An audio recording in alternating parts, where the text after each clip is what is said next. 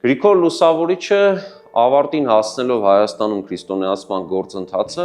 հետագայում գործը շարունակել է արդեն հարևան տարածքներում եւ քրիստոնյա քարոզիչներ ուղարկել Վիրք, Աղվանք, Մասկթած աշխարհ, այսինքն ժամանակակից Դաղստանի տարածք եւ նաեւ Ատրպատական եւ Խախտիկ փորձել է հարևան տարածքները թագավորի հետ նրանք փորձել են դարձնել մշակութային առումով կանխատեսելի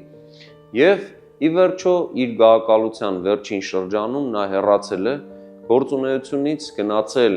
Հայաստանի հյուսիս արևմտյան հատվածում Բարձր Հայք նահանգի տարածքում գտնվող Սեպուհ լեռան Մանեի քարայրը,